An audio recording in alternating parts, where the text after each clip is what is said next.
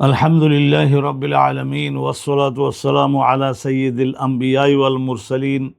আউযু বিল্লাহি মিনাশ শাইতানির রাজীম। বিসমিল্লাহির রহমানির রহিম। সূরাতু আন-নাস, 6 আয়াত। বিসমিল্লাহির রহমানির রহিম। কুল আউযু বিরাব্বিন নাস, মালিকিন নাস, ইলাহিন নাস, মিন শাররিল ওয়াসওয়াসিল খান্নাস, আল্লাযী ইউওয়াসওয়িসু ফি সুদুরিন নাস মিনাল জিন্নাতি ওয়ান নাস। সাদাকাল্লাহুল আযীম ওয়া সাদাকা রাসূলুহুন নবিয়্যুল কারীম ওয়া নাহনু আলা যালিকা মিনাশ শাহিদিন ওয়াশ শাকিরিন ওয়া আলহামদুলিল্লাহি রাব্বিল আলামিন। তো আমরা সূরায়ে আন-নাস, এই যে ম্যানকাইন্ড, মানবজাতি নামক এই যে সূরা, মানবজাতির নামে আল্লাহ পাক রব্বুল আলামিন যে সূরা দান করেছেন, সর্বশেষ সূরা এই সূরাতুন নাস। এই সূরাতুন নাস এর সংক্ষিপ্ত তফসির আজকের আপনাদের উদ্দেশ্যে এই অনুষ্ঠানে পেশ করব। আল্লাহ পাক রব্বুল আলামিন তিনি একমাত্র তৌফিক দানকারী। এই সূরার মধ্যে 6খানি আয়াত আছে এবং মদিনায় নাজিল হয়েছিল। এই সূরা মদিনায় নাজিল হয়েছিল। এই নাজিল হওয়ার বিশেষ একটা ঘটনা আপনারা এটা জেনে রাখলে ভালো, যে আল্লাহর রাসূলের ইসলাম যখন ক্রমান্বয়ে বিস্তৃত হতে থাকলো, তো মক্কায় নবী করিম সাল্লাল্লাহু আলাইহি ওয়াসাল্লাম যাদের মোকাবেলা করেছিলেন, মুখোমুখি হয়েছিলেন, তারা ছিল মূর্তি পূজক। সেই যুগে মূর্তি পূজকরা ছিল মক্কায়। মদিনাতে ছিল ইহুদিদের শাসন। এই মদিনার পূর্বের নামও তো ছিল ইয়াসরেব, আর ইয়াসরেবেরই দ্বিতীয় ভাই বসবাস করত খয়বরে। তো তারা বিরাট প্রভাব সম্পন্ন ছিল, কিন্তু তাদের ওই এলাকায় আবার আওস আর খাজরাজ, এই মূর্তি পূজক দুইটা কবিলা, তাদের কিসমতে আল্লাহ পাক রব্বুল আলামিন রহমত দান করলেন। তারা ইসলাম কবুল করলো এবং আল্লাহর রাসূলকে তারা নিজেদের দেশে নিয়ে যাওয়ার জন্য খুবই পীড়াপিড়ি শুরু করে দিল এবং আল্লাহ রব্বুল আলামিনও হিজরতের হুকুম দিলেন এবং মদিনাতে চলে গেলেন। ক্রমান্বয়ে ইসলাম কবুলকারীর সংখ্যা খুবই দ্রুততার সঙ্গে যখন বেড়ে গেল, ইহুদিরা চেষ্টা করেছিল রাসূলুল্লাহকে শেষ করে ফেলবার জন্য, কতল করে ফেলবার জন্য, হত্যা করে ফেলবার জন্য বহুভাবে চেষ্টা করেছে। ক্রমান্বয়ে আপনারা শুনবেন সব নবীর বিরুদ্ধে এইভাবে শত্রু দাঁড়িয়েছে। তো এই যে সূরাতু আন-নাস 6খানা আয়াত এই সূরার মধ্যে, বিসমিল্লাহির রহমানির রহিম, এটা মদিনায় নাজিল হয়েছিল। তো এই শেষের কোরআনুল কারীমের শেষের যে দুখানি সূরা, এই দুইখানি সূরা অবতীর্ণ হওয়ার কারণ, লবিদ নামক যে ইহুদি এবং তার 6-7টা এর প্রাপ্তবয়স্কা কন্যা, আনম্যারিড, অবিবাহিতা, তারা সকলে জাদু শাস্ত্রে ভীষণ পারদর্শিতা অর্জন করতে সক্ষম হয়েছিল। লবিদের নিজেও তারা নবী করিম সাল্লাল্লাহু আলাইহি ওয়াসাল্লামের বিরুদ্ধে তাদের এই জাদুকে খুব ভীষণভাবে প্রয়োগও করেছিল। এবং আল্লাহর নবী যখন তারা জাদু এইভাবে করে, আল্লাহ পাক রব্বুল আলামিন সুতির মধ্যে এক একটা জাদুর মন্ত্র পড়ে এবং ওই গিরা দেওয়ার আগে একটু মুখের লালা যুক্ত করে দিয়ে জাদুর মন্ত্রটা পড়ে ওর মধ্যে ফু দিয়ে গিরা দেয়। এইভাবে 11টা গিরা তারা দিয়ে ওই রশিটাকে একটা মাটির পাত্রের মধ্যে দিয়ে তারপরে একটা বিখ্যাত পুরাতন কূপের মধ্যে তারা এটা পুঁতে রেখেছিল। আল্লাহর রাসূল খুবই অস্বস্তি, নিশ্চয় নবুয়তির শক্তিতে তিনি তো সব কিছু অতিক্রমও করেছেন, কিন্তু জাদু এটা যে জালেমগণ করতে পারে এবং এরও যে প্রভাব রয়েছে এবং এই প্রভাব ধ্বংস করবার জন্য আল্লাহর পক্ষ থেকে যে ব্যবস্থাও যে দেওয়া হয়েছে জগৎবাসীর কাছে, এই সব কিছু জানান দেওয়ার জন্যই তো এই ধরনের পরিস্থিতির সম্মুখীন আল্লাহ রাব্বুল আলামিন তার নবীকে করেছিলেন। তা আসুন আগে আমরা এই 6খানা আয়াতের সরল প্রাঞ্জল অনুবাদটা শুনে নিই, তারপরে এক এক আয়াতের মধ্যে কিছু তাৎপর্য এবং গভীর তাফসির এবং মর্ম আছে, সেগুলি না জানলে কিন্তু এই সূরাটার ওজন যে কত এবং এর মর্ম যে কত ব্যাপক সেইটা আমরা অনুভব করতে পারবো না। আল্লাহ রাব্বুল আলামিন, বিসমিল্লাহির রহমানির রহিম, 6খানা আয়াত মদিনায় নাজিল, আমরা তো এটা জানলামই। আর এই যে আন-নাস, এই নাস শব্দটার অর্থ হলো মানব জাতি। তা মানব জাতি এই আল্লাহ রাব্বুল আলামিন সবচাইতে প্রিয় সৃষ্টি, সবচাইতে যোগ্যতা সম্পন্ন সৃষ্টি। তো আল্লাহ রাব্বুল আলামিন ওই যে জাদু করলো, তারা লবিদ নামক ইহুদি এবং তার 7 জন কন্যা সকলে তারা হিংসার আগুনে জ্বলে পুড়ে এই 11টা গিরা দিয়ে যখন রসুলুল্লাহর বিরুদ্ধে জাদু প্রয়োগ করলো এবং পুরাতন একটা কূপের মধ্যে মাটির পাত্রের মধ্যে দিয়ে তারপর ঢাকনা দিয়ে তার উপরে আবার মাটি দিয়ে তারপরে তারা রসুলুল্লাহর বিরুদ্ধে জাদু প্রয়োগ করতেই থাকলো। রসুলুল্লাহ খুব অসুস্থ হয়ে গেলেন এবং হজরতে জিবরিল ফেরেশতা এই 2খানা সূরা নিয়ে নাজিল হলেন, কুল আউযু বিরাব্বিল ফালাক আর কুল আউযু বিরাব্বিন নাস। তো এই 2খানা আয়াত নিয়ে হজরতে জিবরিল আলাইহিসসালাতু ওয়াসসালাম অবতীর্ণ হলেন এবং আল্লাহ রাব্বুল আলামিন বলে দিলেন যে মানব জাতি সকলে এই ধরনের বিপদে পড়তে পারে। তো মানব জাতির হাতে এই 2টা সূরা আল্লাহ পাক রব্বুল আলামিনের পক্ষ থেকে দেওয়া হলো এবং আল্লাহ পাক রব্বুল আলামিন জানিয়ে দিলেন যে এই 2টি সূরা যদি ঠিক মতো মুমিন বা প্রয়োগও করতে পারে তাহলে সকল রকমের শত্রুতা থেকে আল্লাহ রাব্বুল আলামিন নিজস্ব কুদরত ব্যবহার করে তাদের রক্ষা করবেন, হেফাজত করবেন। কোল রসুল আপনি ঘোষণা করুন, জানিয়ে দিন, বলুন মানে এটা বলুন বলতে ঘোষণা করার উদ্দেশ্য কি? মানবকে জানানো। কি জানাবেন? আউযু বিরাব্বিন নাস, আমি আশ্রয় গ্রহণ করছি বিরাব্বিন নাস, মানব জাতির। এই রব শব্দটা তো আমি বলেছিলাম যে 3টা অর্থ, এক সৃষ্টিকর্তা আর প্রতিপালনকারী আর সত্তাধিকারী। তা এখানে সৃষ্টিকর্তা এবং প্রতিপালনকারী এই 2টি অর্থে কুল আউযু বিরাব্বিন নাস, আপনি ঘোষণা করুন যে আমি রসুল নিজে আশ্রয় গ্রহণ করছি মানব জাতির যিনি সৃষ্টিকর্তা এবং লালন পালনকারী সেই আল্লাহ পাক রব্বুল আলামিনের কাছে আমি আশ্রয় গ্রহণ করছি। তাহলে সেই আল্লাহর কাছে আশ্রয় গ্রহণ করছি, তিনি যদি আশ্রয় প্রদান করেন তাহলে তো আর কি। তো এখানে রব্বুন নাস এর পরে আবার আল্লাহ বলছেন মালিকিন নাস যদি বলা হয় তাহলে এক রকমের অর্থ হবে, মালিকিন নাস যদি বলা হয় তাহলে আর এক রকমের অর্থ হবে। মালিকিন নাস মানব জাতির তিনি হচ্ছেন মালেক বলতে শাসনকর্তা, আইনদাতা। চোখ দ্বারাই দেখতে হবে, কান দ্বারাই শুনতে হবে। মানুষের মাথার উপরে কেশ মানে চুল উদ্গত হবে আর মুখের সাহায্যে খাদ্য গ্রহণ করতে হবে এবং এই হাতের সাহায্যে কাজ করতে, পায়ের সাহায্যে এই যেসব আইন আল্লাহ রাব্বুল আলামিন দিয়েছেন, এই আইনগুলির লঙ্ঘন করবার ক্ষমতা সাধ্য তো কারোরই নাই। আল্লাহ রাব্বুল আলামিন তাছাড়াও মানব জাতির জন্য আইন দিয়েছেন, এইটা হালাল, এইটা হারাম, এই কাজগুলি তোমাদের করতে হবে, এই কাজগুলি করা থেকে তোমাদের বিরত থাকতে হবে।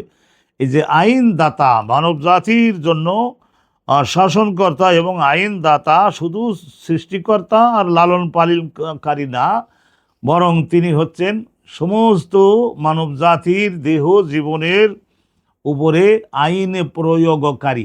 আর যদি বলা হয় মালিকিন নাস, তা মালিক শব্দের অর্থ হলো সত্ত্বাধিকারী। মালিক আমাদের দেশে যারা শাসন করেন, এটা দৃষ্টান্ত হিসেবে দেশের শাসনকর্তা, তিনি তার আইন চলতে পারে সব নাগরিকের উপরে, কিন্তু তাই বলে দেশের মধ্যে যত সম্পদ আছে সব সম্পদের উপরে, জমাজমির উপরে, বিল্ডিং অট্টালিকার উপরে, গাছপালা বাগানের উপরে, পশু ও প্রাণীর উপরে তার কিন্তু সত্ত্বাধিকার নাই, মালিকানা নাই, কিন্তু তার আইন মেনে নিতে সবাই বাধ্য। তথায় পার্থক্য বোঝা গেল যে মালিকিন নাস এটা অর্থ হলো সত্ত্বাধিকারী, মালিক, ওনার। তাইলে এই রব্বুন নাস দ্বারা বলছে সৃষ্টিকর্তা এবং লালন পালনকারী, আর এখানে বোঝা গেল যে সত্ত্বাধিকারী এবং মালিকিন নাস যদি পড়ি তাহলে আইন প্রয়োগকারী। আর ইলাহিন নাস, ইলাহ অর্থ মাআলুহ অর্থ হলো মাবুদ। ইলাহিন নাস মানব জাতির তিনি উপাস্য, সব মানব তার ইবাদত উপাসনা করবে। তাইলে বোঝা গেল যে আল্লাহ রাব্বুল আলামিনের কি পরিমাণে অধিকার এই মানবদের উপরে। তিনি মানবদের উপাস্য, মানব জাতির উপরে তিনি 16 আনা সত্তা, দেহের উপরে, জীবনের উপরে, অতএব আর সকলের উপরে মালিক। তাহলে আর সৃষ্টিকর্তা, লালন পালনকারী সবই যখন মানুষের আল্লাহ রাব্বুল আলামিন, তো তার যে অনন্ত ক্ষমতা, সেই অনন্ত ক্ষমতার নিকটে এই মানব আশ্রয় গ্রহণ যদি করে তাহলে আর জগতের কারোরই কোনো সাধ্য নাই সেই মানবের মস্তিষ্কের উপরে বা কলবের উপরে কোনো ধরনের পাপ কাজের প্রভাব প্রতিক্রিয়া সুপ্রতিষ্ঠিত করে দিতে আর পারবে না, শয়তান নিকটবর্তী হতে পারবে না তখন আর। এটা হলো একটা আধ্যাত্মিকভাবে ক্ষতি করে। তো আধ্যাত্মিকভাবে ক্ষতি করা এটা শয়তান করতে পারে, অন্য কোনো দুষ্ট মানুষও করতে পারে, চোখের ইশারা দিয়ে দিয়েই একটা মানুষকে, মহিলাকে, পুরুষকে বিভ্রান্ত করে ফেলতে পারে, বিপদগামী করে ফেলতে পারে। এটা একজন মানুষেও পারে, আবার জিনদের মধ্যে যারা শয়তান তারাও পারে। তাইলে ইন্না শাইতানা ইয়াজরি মিন বানি আদম মাজরাদ দাম, আল্লাহ রাব্বুল আলামিন এই শয়তানকে ক্ষমতা প্রদান করেছেন যে ছোট শিরার মধ্য দিয়ে রক্ত প্রবাহিত হতে পারে। দেহটাকে খুব ছোট্ট বানিয়ে সেই রক্ত প্রবাহিত হওয়ার সেই শিরার মধ্য দিয়ে দেহটাকে ছোট্ট বানিয়ে শয়তান ইবলিস মানুষের মধ্যে প্রবেশ করতে পারে। আল্লাহ তাকে এই ক্ষমতা দান করেছেন, কিয়ামত পর্যন্ত জীবন দিয়েছেন, এবং জগতে যতদিন কিয়ামত না হবে ততদিন শয়তান বা শয়তানপন্থী লোকজনের তাদের প্রচুর পরিমাণে কি হবে, সুখ শান্তি হবে এবং ভোগবিলাসের সুযোগ আল্লাহ তাদেরকে দিবেন। তো এখন আশ্রয় গ্রহণ করছি কিসের থেকে বাঁচবার জন্য? মিন শাররিল ওয়াসওয়াসিল খান্নাস। মিন শাররিল ওয়াসওয়াসিল খান্নাস, শাররুন মানে ক্ষতি, আর ওয়াসওয়াস এখানে যদিও মাজদার কিন্তু আসলে অর্থ হবে মুওয়াসওয়াস, ওয়াসওয়াসা দানকারী। তো ওয়াসওয়াসা দানকারীর ক্ষতির থেকে নিজেকে নিরাপদ করবার জন্য। আর তাহলে ওয়াসওয়াস এটা ইবলিস শয়তান বা মানুষের মধ্যে যারা দুষ্ট তাদের একটা নাম হলো এটা মুওয়াসওয়াস। আর খান্নাস অর্থ পলায়নকারী। যখন একজন মানুষ আল্লাহর সাহায্য গ্রহণ করে এবং দোয়া পড়ে নেয়, আল্লাহর জিকির যখন দিলের মধ্যে জাগ্রত করে, তখন ওই শয়তান আর সেখানে টিকে থাকতে পারে না, তার ক্ষমতা সেখানে শেষ হয়ে যায়। সে খানাসা মানে ফাররা, পলায়ন করে, তখন সে পলায়ন করে।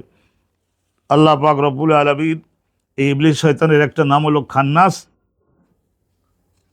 ইবলিস শয়তানের একটা নাম হলো খান্নাস। তো আল্লাহ পাক রব্বুল আলামিন আরও বলছেন যে আল্লাযী ইউওয়াসওয়িসু ফি সুদুরিন নাস, যে এই ওয়াসওয়াসা দানকারী শয়তান, সে ওয়াসওয়াসাটা কোথায় দেয়? পাপ কাজকে আকর্ষণীয় করে দেখায়, উদ্বুদ্ধ করে। এটা কোথায় দেখায়? আল্লাযী ইউওয়াসওয়িসু ফি সুদুরিন নাস, আল্লাযী ইউওয়াসওয়িসু ফি সুদুরিন নাস, সে পাপ কাজের প্রতি আগ্রহ, আকর্ষণ সৃষ্টি করে দেয়, উদ্বুদ্ধ করে সে ফি সুদুরিন, মানুষের হৃদয়ের মধ্যে, মানুষের কলবের মধ্যে যাওয়ার এবং সেখানে কুকাজের প্ররোচনা তাকে উত্তেজিত করবার জন্য, ও একটা হত্যাকাণ্ডে অংশগ্রহণের জন্য উত্তেজিত করতে পারে। সে নিজে দৈহিক হয়তো মানুষকে কোনোভাবে তীর তলোয়ার দিয়ে আঘাত করতে পারে না, কিন্তু সে মনের মধ্যে এইভাবে উদ্বুদ্ধ করতে পারে যে তুমি এই কাজটা যোগদান করো। আর আল্লাহ রাব্বুল আলামিন বলছেন যে ওয়াসওয়াসা দানকারী এবং আল্লাহর শক্তিকে আসতে দেখলে পলায়নকারী এই যে শয়তান, সে মিনাল জিন্নাতি ওয়ান নাস, জিন জাতের মধ্য থেকেও হতে পারে, ওয়ান নাস মানব জাতের মধ্য থেকেও হতে পারে।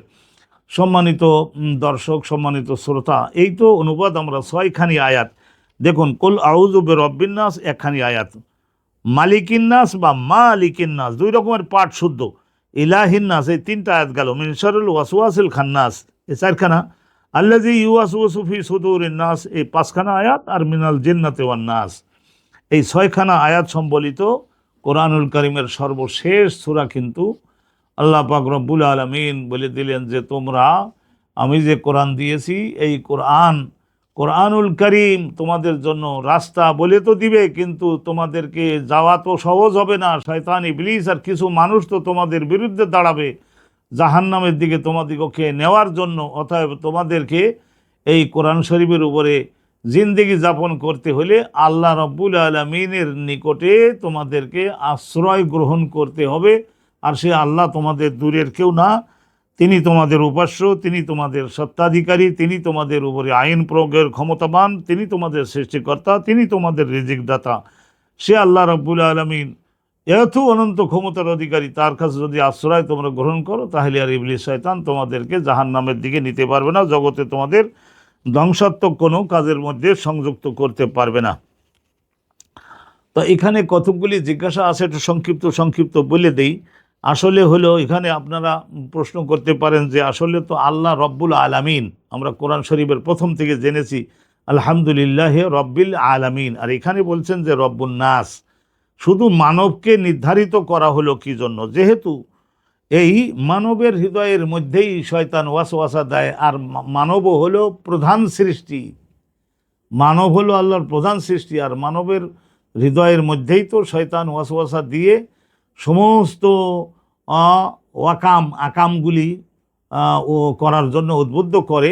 আর মানুষ যখন শয়তানের ওয়াসওয়াসার মধ্যে পড়ে যাবে, মানুষ যদি ধ্বংস হয়ে যায়, আল্লাহর থেকে বিচ্ছিন্ন হয়ে যায় সম্পূর্ণ, তাহলে পৃথিবী, আকাশ, জমিন তো আর কিছুই থাকবে না। অর্থাৎ মানুষ হলো একটা আল্লাহর মূল সৃষ্টি, যে পরিমাণে আল্লাহর সঙ্গে যুক্ত থাকবে সেই পরিমাণে জগতের অন্যান্য সৃষ্টি সকলের স্থিতি এবং টিকে থাকবার সুযোগ থাকবে তাদেরকে। আল্লাহ পাক রব্বুল আলামিন রহমত করুন। তাহলে আমরা অবগত হলাম যে আমাদের অধীনস্থ কোনো কর্মচারী যখন তার মালিক যদি অনেক ক্ষমতাবান হয়, তার কাছে যখন উদ্ধার প্রার্থনা করে, বিপদের মধ্যে পড়লে যখন উদ্ধার প্রার্থনা করে, তো তখন দেখা যায় যে মালিক তাকে সাহায্য সহায়তা নিশ্চয় করে, কারণ সেই অধীনস্থ লোকটা সে তারই অধীনস্থ, সেই হিসেবে আল্লাহ পাক রব্বুল আলামিন করেন। তাইলে ইজা মালিকের নাস ইলাহিন নাস, এই দুইটা বিষয়ে এইটা ব্যাকরণের একটা কথা যে রব্বুন নাসের সঙ্গে মালিকের নাস ইলাহিন নাস, এই দুইটি কথার ব্যাকরণগত সম্পর্ক কি? একে আমাদেরকে বলা হয় আতফে বয়ান। আতফে বয়ান মানে আগেরটার দ্বারাও যাকে বোঝানো হয়েছে, পরের দুটি শব্দের দ্বারাও তাকেই বোঝানো হয়েছে, কিন্তু আগেরটার তুলনায় পরের দুটির শব্দ অধিকতর স্পষ্ট হতে হবে। যেমন এখানে বলা হয়েছে যে সিরাত আবি হাফসিন ওমর ইবনুল খাত্তাব আল ফারুক, যেখানে বলা হচ্ছে সিরাত মানে আত্মজীবনী। তাহলে আবু হাফস ইনি হজরত ওমরের একটা মেয়ে ছিলেন হজরত হাফসা। তা এখন এই হাফসার বাপ জগতের সবাই নাও জানতে পারে, তো এই জন্য পরে আবার স্পষ্ট করে বলে দেওয়া হচ্ছে ওমর আল ফারুক, এখন সবাই বুঝে গেছে। তাহলে ওই আবু হাফস বলেও যাকে বোঝানো হয়েছিল, ওমর বলে, ফারুক বলে তাকেই কিন্তু বোঝানো হয়েছে। তো অনুরূপভাবে এখানে রব্বুন নাস বলে যাকে বোঝানো হয়েছে, মালিকিন নাস বা মালিকিন নাস ইলাহিন নাস বলেও কিন্তু ওই একই সত্তাকে বোঝানো হয়েছে, অর্থাৎ আল্লাহ অনন্ত ক্ষমতার অধিকারী তিনি।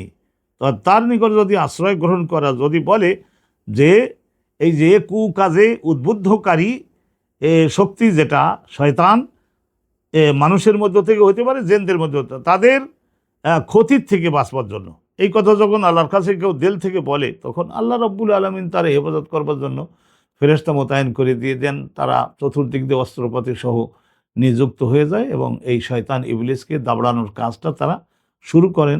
দেখা যায় যে একে রসুল্লাহ বলেছেন আল হেসনুল হাসিন। হেসনুন মানে দুর্গ, আর আল হাসিন মানে অনেক শক্তিশালী সুরক্ষিত একটা দুর্গের মধ্যে একজন মানুষ আশ্রয় নিয়েছে, দুর্গের মালিকরা তাকে আশ্রয় দিয়েছেন, অর্থাৎ বাইরের চোর দস্যুরা এখন আর তার কোনো ক্ষতি সাধন করতে পারে না। আল্লাহ পাক রব্বুল আলামিন এখানে আল্লাহ পাক রব্বুল আলামিন কত সুন্দর করে বললেন। আর ওয়াসওয়াস এটা মাজদার, তাহলে মাজদার দ্বারা ইবলিস শয়তান এত ওয়াসওয়াসা দেয় যে বোঝানো হয়েছে যে তার দেহে হাড় গোশত মাংস কিছুই যেন নাই, তার দেহে যেন 16 আনার 16 আনা ওয়াসওয়াসা এবং কুমন্ত্রণাই। যেমন জালজাল, অনুরূপ ওয়াসওয়াস আসলে মাজদার, কিন্তু আসলে হলো অ্যাডজেক্টিভের অর্থ হবে ওয়াসওয়াসা দানকারী, অর্থাৎ শয়তানকে বোঝানো হয়েছে, ওয়াসওয়াসা দানকারী, শয়তানকে বোঝানো হয়েছে। আল্লাহ পাক রব্বুল আলামিন আমাদের সকলকে এই ওয়াসওয়াসার কবল থেকে আল্লাহ তাআলা হেফাজত করুন। আর জিকির আজকার আমাদের করতে হবে। তো আল্লাহর নবী সব কিছু তো আমাদের বুঝিয়ে দিয়েছেন। আর শাইতানু জাসিমুন আলা কালবে বনি আদম, কলা রসুল্লাহ বললেন একবার যে শয়তান নখর বসিয়ে দেওয়ার চেষ্টা করে আলা কালবে বনি আদমের বংশধর পুত্র কন্যা ইমানদার তাদের কলবের মধ্যে বিষাক্ত ধারালো নখর বসিয়ে দেওয়ার জন্য চেষ্টা করে। আর শাইতানু জাসিমুন আলা কালবে বনি আদম, কলব তো এখানে আছে, ফায়জা জাকার আল্লাহ খানাসা, আর যখন সে আল্লাহর দিকে ধ্যান মনোযোগ 16 আনা দিয়ে সহি রসুল যেভাবে শিক্ষা দিয়েছেন সেইভাবে যখন সহি জিকিরগুলি করা শুরু করে, আর যখন সে সমস্ত জিকিরগুলির গভীর মর্ম সে অবগত হয়, তখন ওখানে এক প্রকারের তাপ তৈরি হয়ে যায়। আর তখন শয়তান ইবলিস সেখানে আর টিকে থাকতে ক্ষমতা রাখে না ইবলিসকে অনেক ক্ষমতা দিয়েছেন, কিন্তু আল্লাহর ক্ষমতার চাইতে বেশি ক্ষমতা তো আর আল্লাহ তাকে দেন নাই। এই জন্য রসুলুল্লাহ বলেছেন যে খানাসা, খানাসা মানে ওই যে একেবারে পলায় এবং বহু দূরে চলে যায়। আল্লাহ পাক রব্বুল আলামিন রহমত করুন। হজরতে সাঈদ ইবনে জুবায়ের থেকে বর্ণিত রয়েছে, বিখ্যাত তাবেঈ হজরতে সাঈদ বিন জুবায়ের, এজা জাকারা আল ইনসান ও রব্বাহু খানাসা শয়তান ওয়া ওয়াল্লা, যখন একজন মানুষ আল্লাহ রব্বুল আলমিনের সুরক্ষার কথা, আল্লাহ রব্বুল আলমিনের হেফাজতের কথাটা যখন মনের মধ্যে তীব্রতর করে, তখন খানাসা শয়তান ওয়া ওয়াল্লা, শয়তান যখন দিলের মধ্যে আসছিল ঠিকই, কিন্তু এখন পলায়ন করে ভেগে যায়। এবং ওয়াইজা গাফালা ওয়াসওয়াসা ইলেই, আর যখন সে আবার ইবাদত ছেড়ে দিয়ে গাফেল হয়, তখন শয়তান আবার আসে এবং পাপ কাজে তাকে উদ্বুদ্ধ করতে থাকে। তো আল্লাহ পাক রব্বুল আলামিন এর এই আয়াতের থেকে আমরা জানতে পেরেছি যে মিনাল জান্নাতি ওয়ান নাস, এই কথা থেকে আমরা জানতে পেরেছি যে শয়তান ওয়াসওয়াসা দানকারী দুই শ্রেণীর, মানব জাতির মধ্য থেকেও এক শ্রেণীর আছে, তারাও পাপ কাজে উদ্বুদ্ধ করতে পারে। তারা ইবলিস শয়তানের এজেন্টে পরিণত হয় এবং তারাও পাপ কাজে উদ্বুদ্ধ করতে পারে, পাপ কাজে বাধ্য করে ফেলতে পারে, এরকম করতে পারে। তো অতএব আমাদের সকল পরিবেশ পরিস্থিতির থেকে আমাদেরকে বাঁচবার জন্য চেষ্টা করতে হবে। তাই এই জন্যে জেন্নিয়ন ওয়া এনসিয়ন, জেনের মধ্যে ইনসানের মধ্যে, শায়াতিনুল এনসে ওয়াল জেন, এটা কোরআন শরীফের এক আয়াতে আছে যে শায়াতিনুল এনসে ওয়াল জেন।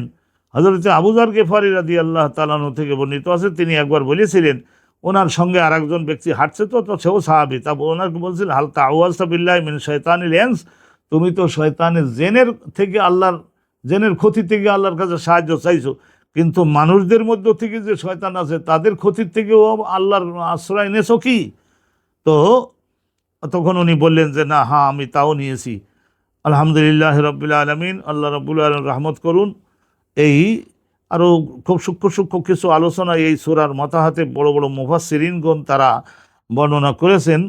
এখানে একটা রেওয়ায়েত আমি পাচ্ছি আপনাদের জন্য বলি, লাকাদ উনজিলাত আলাইয়া, রাসূলুল্লাহ বলছিলেন যে আমার উপরে আল্লাহর পক্ষ থেকে নাজিল করা হয়েছে এমন দুখানি সংক্ষিপ্ত আয়তনের দুখানি সূরা, উনজিলাত আলাইয়া সূরাতানে মা আনসালা মা উনজিলা মিসলুহুমা, এই ধরনের কোনো সূরা বিগত জমানার কোনো আসমানি কিতাবে নাজিল করা হয়নি। তৌরাতেও না, ইনজিলেও না, জাব্বুরেও না, ইব্রাহিম নবীর সহিফা 10টা ছিল, সহিফা 10 সূরা, সেগুলির মধ্যেও না। ওয়া ইন্নাকা লান তাকরা সূরাতাইনি আহাব্বা ওয়ালা আরদা ইনদাল্লাহি মিনহুমা, হে আমার ইমানদার ভাই, তুমি যদি এই দুইখানি সূরা দৈনিক বা মাঝে মধ্যে যদি পাঠ করতে পারো, তাহলে আল্লাহকে আনন্দ দেওয়ার এবং আল্লাহর কাছে পছন্দনীয় এই দুইখানি সূরার চাইতে অন্য কোনো সূরা আর নাই এত সংক্ষিপ্ত আয়তনের। অর্থাৎ মুআওয়াযাতাইন, যে দুইখানি সূরা পাঠের মাধ্যমে আমরা আল্লাহর নিকটে এই মানব শয়তান এবং জেন শয়তানের ক্ষতির থেকে সুরক্ষা পাওয়ার জন্য আল্লাহর দুর্গের মধ্যে গিয়ে আমরা আশ্রয় গ্রহণ করতে পারি। তো আলহামদুলিল্লাহ, এখানে আল্লাহ রাব্বুল আলামিন আমাদেরকে আমলে আনবার তৌফিক দান করুন এবং আমাদেরকে সকল রকমের ক্ষতির থেকে আল্লাহ রাব্বুল আলামিন হেফাজত করুন, রহমত করুন। তাইলে এটা মুখস্থও করতে হবে, ছোটো ছোটো সূরা, এই সূরা দিয়ে আপনি নামাজ পড়েন, বারবার পড়তে পড়তে দেখবেন যে আপনার মুখস্থ হয়ে গিয়েছে। 6 আয়াত বিশিষ্ট মদিনায় নাজিল। আমরা যদিও শেষের দিক থেকে সূরা ফাতিহা প্রথম আপনাদের উদ্দেশ্যে দিলাম, তারপরে নাচ দিলাম, এখন অন্য অনুষ্ঠানে আমরা কুল আউযু বিরাব্বিল ফালাকটা দিব, তারপরে কুল আল্লাহর তাফসীরটা দিব, করবেন না এইভাবে আমরা যে দিব সেইটা আলহামদুলিল্লাহ আপনারা আমাদের কোরআনে যেভাবে জগতে সাজানো এইভাবে আমরা সাজিয়েও আপনাদের খেদমতে উত্থাপন করব। আজকের এ পর্যন্তই। ওয়া আখিরু দাওয়ানা আনিল হামদুলিল্লাহি রাব্বিল আলামিন। আসসালামু আলাইকুম ওয়া রাহমাতুল্লাহি ওয়া বারাকাতুহু।